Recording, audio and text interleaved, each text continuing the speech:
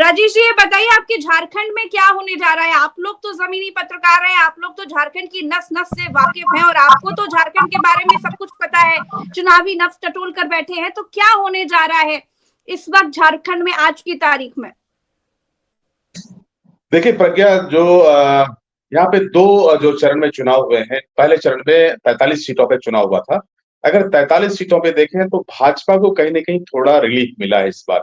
आप कोल्हान की अगर सीटों की बात करें, 14 सीटें वहां पर हैं। भाजपा को वहां पर कुछ बढ़त मिलेगी और खासतौर पर पलामू में इस बार भाजपा की जो सीट थे पहले वाली, वो सीट वहां पर रिटेन करने जा रही है। लेकिन वहीं पर जो रांची और आसपास के इलाके हैं, यहाँ पर थोड़ा कॉन्टेस्ट है। तो जाहिर है कि कुछ ऐसे सीट हैं जिसको कि आप उसके पूरे अपने काउंट में नहीं लेते हैं, क्योंकि इस तरह का यहाँ पर टक्कर है और चूंकि आमने सामने का है, कोई त्रिकोणीय संघर्ष बहुत कम जगहों पे है। तो मुझे लगता है कि जो 43 सीटें चुनाव हुई हैं, यहाँ पर भाजपा को जो हमने दिया है अंक, वो करीब करीब दिया है 23 से 25 सीटों का, जो कि अब तक का एक बेहतर आंकड़ा कह सकते हैं और भाजपा खेमे के लिए एक रिलीफ वाली बात है। लेकिन जो दूसरा चरण है जिसमें कि संथाल पड़ना है, जो कि गढ़ माना जाता है झारखंड मुक्ति मोर्चा का, वहां पर 18 सीटें हैं और 18 सीटों में आप देखें तो आज भी झारखंड मुक्ति मोर्चा बहुत ही मजबूत है। चाहे वो दुमका की सीट हो, लिट्टीपाड़ा का सीट हो, महेशपुर का सीट हो, बरेट जहां से कि मुख्यमंत्री खुद चुनाव लड़ रहे हैं, वो सीट काफी मजबूत है। और इस बार जो कुछ चौंकाने वाले रिजल्ट हो सकते हैं, जो अब तक दिख रहा है, वो है देवघर और गोड्डा का सीट, जहां पे कि आरजेडी अपनी सीट को बढ़ा सकता है। तो जाहिर है कि जो लड़ाई है बड़ा कांटे का है और अभी कुछ कहा नहीं जा सकता। ये पहला मौका है प्रज्ञा, जबकि लड़ाई बहुत ही दिलचस्प है। झारखंड के अगर पुराने इतिहास को आप देखें तो झारखंड में कई बार सरकारें बड़ी हैंग असेंबली रही हैं, जोड़ तोड़ से सरकार बनी है। सिर्फ दो सरकार, 14 वाली और 2019 वाली सरकार, एक तरफ भाजपा और एक बार झारखंड मुक्ति मोर्चा ने पूरे टर्म को पूरा किया। इस बार जो सीन है, लग रहा है कि एक बार फिर से जो आपका एग्जिट पोल क्या कह रहा है राजेश सर? मेरे हिसाब से 50-50 का गेम है पूरा, भरत जी। झुका हुआ किसकी तरफ दिख रहा है? थोड़ा झारखंड मुक्ति मोर्चा और अलायंस की तरफ। अच्छा, पहले चरण में बीजेपी की तरफ आपको झुका हुआ दिख रहा है, लेकिन दूसरे चरण में जेएमएम बाजी मार रही है। बिल्कुल बिल्कुल। तो जेएमएम को कितनी सीटों के आसपास लेकर जाया जा सकता है? जितनी थी उतनी 30? झारखंड नहीं, उतनी सीटें नहीं आएंगी। झारखंड जो इसके अलायंस पार्टी है, अगर आप उसको देखिए यहाँ पर भरत जी, तो मुझे लगता है कि भाजपा को 37 सीटें, 36-37 सीटें मुझे लग रहा है कि भाजपा इस बार लेंगे आजसू के साथ में। और झारखंड मुक्ति मोर्चा करीब करीब बहुमत के पास है, चूंकि 81 विधानसभा हमारे पास है, तो 42-43 सीटों के पास झारखंड मुक्ति मोर्चा मुझे दिख रहा है। अच्छा, ये इंडिया गठबंधन आपको 42-43 के आसपास आपको दिखाई दे रहा है जो, और पिछले बार ये करीब करीब 50 के लगभग था। झारखंड में ऐसा क्यों है कि सत्ता विरोधी लहर दबी हुई है राजेश सर? जी जी, बोलिए बोलिए। देखिए झारखंड में, अगर आप, जब झारखंड का निर्माण हुआ था तो एकीकृत बिहार में जब झारखंड साथ हुआ करता था, तो झारखंड वाले क्षेत्र में भाजपा की बहुत सारी सीटें आती थी।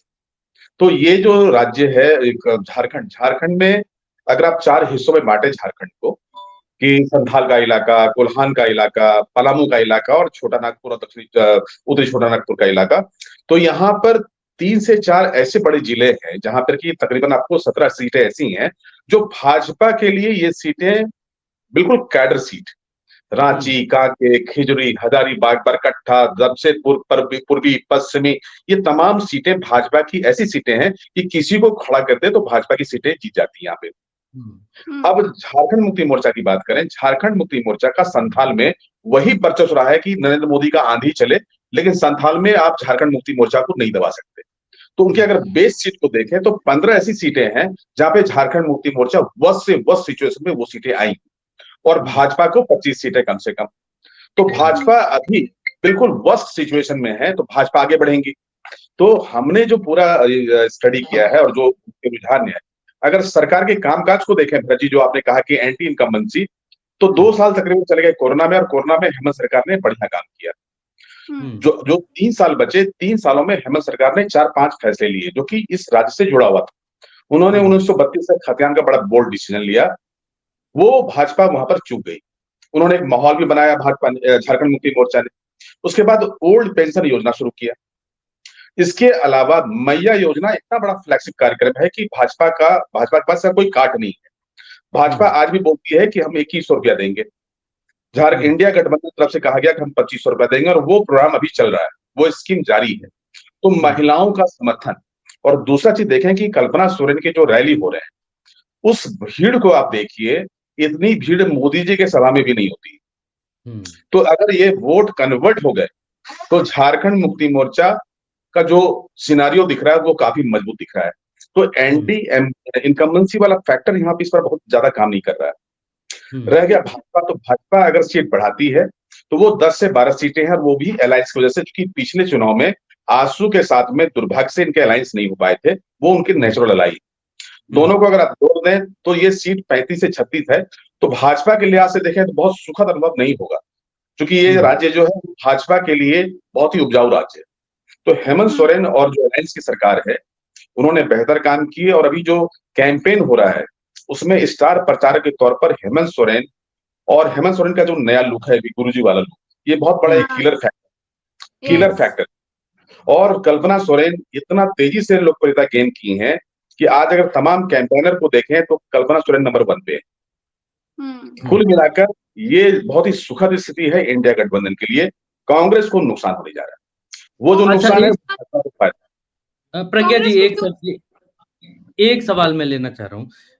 ये जो सबसे ज्यादा झारखंड में हमने मुद्दा देखा, वो मुद्दा घुसपैठियों वाला रहा कि घुसपैठी आ जाएंगे, मोदी जी ने कुछ कहा और नेताओं ने कुछ कहा। ये घुसपैठियों वाला मुद्दा हेमंत बिस्व शर्मा की जैसी राजनीति है उस तरीके से उन्होंने इसको बुना, हिंदुइज्म वाले फैक्टर पर भारतीय जनता पार्टी उतरी। तो कुछ काम कर रहा है, नुकसान कर रहा है, या भाजपा भरत जी, मैं इमरान साहब को सुन रहा था और भी लोगों को सुन रहा था। मैं बता रहा हूं कि अगर घुसपैठ का मुद्दा भाजपा ने बहुत ही सोच समझ उठाया, और वो भी संथाल के लिए उठाया है, और क्षेत्रों में इसका प्रभाव नहीं है। लेकिन अगर संथाल में चूंकि जो मुसलमानों की संख्या है और जो हिंदुओं की संख्या है, अगर ये गोलबंद हो गए, पोलराइज हो गए, तो जो सीटें भाजपा हार रही थी, जैसे कि राजमहल की सीटें, राजमहल की सीट भाजपा करीब करीब इस पर हारने वाली थी, गोड्डा की सीट, महागामा की सीट, ये जो पोलराइजेशन होगा उस पोलराइजेशन का सीधा फायदा भाजपा को है। क्योंकि मुसलमानों की संख्या देखें और हिंदुओं की संख्या देखें, संथालियों की संख्या देखें, आदिवासी और संथाली में थोड़ा फर्क है।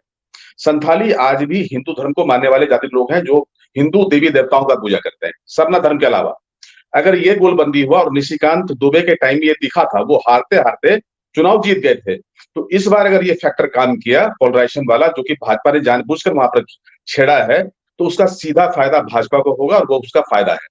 लेकिन इतना बड़ा फायदा नहीं है कि झारखंड मुक्ति मोर्चा को बहुत नुकसान हो जाएगा, जैसा कि मैंने आपको पहले कहा। अच्छा राजेश सर, यहाँ पे जेल जाने वाला फैक्टर हेमंत सोरेन, आदिवासी बेटा जेल में गया, इसका आदिवासियों में क्या असर होगा? बहुत बड़ा असर था प्रज्ञा, और हमने लोकसभा चुनाव में, चूंकि मैं संथाल के दौरा पे था, तो वहां पे इन्होंने बड़ा सक्सेसफुली, चूंकि हेमंत सोरेन गए थे स्कैम में, हेमंत सोरेन पे जमीन घोटाला का मामला लगा था, खदान के लूटपाट का मामला था, लेकिन अंदर में आदिवासियों के बीच में पोर्ट्रे किया गया एक आदिवासी आंदोलन के तौर पे, और कहा गया कि भाजपा ने जानबूझकर उनको ईडी के मार्फत जेल पहुंचाया है। और वो जो फोटोग्राफ थे वो बांटे गए, जिसमें कि जेल के अंदर हेमंत सोरेन थे, दाढ़ी बढ़ गई थी, और हेमंत सोरेन आज उसी फेस ऑफ के साथ, यानी कि एक नए लुक में गुरुजी जूनियर बनके, गुरुजी पार्ट 2 बनके अभी संथाल में, और संथाल में लोग उनको गुरुजी के चेहरे के तौर पर देख रहे हैं। तो वो जो चेहरे में कन्विंस है गुरुजी वाला, क्योंकि गुरुजी का वो कर्मभूमि रहा है संथाल, तो हेमंत सोरेन को लोग सिंपैथी, सहानुभूति की नजर से देख रहे हैं, और उनके बोलने का अंदाज, कपड़ा पहनने का अंदाज, उसका भी सीधा फायदा मिला है। तो झारखंड मुक्ति मोर्चा के लिए हेमंत का एक नया चेहरा और कल्पना सोरेन का एक नेता के तौर पर स्थापित होना, दो बड़े फैक्टर हैं प्रज्ञा।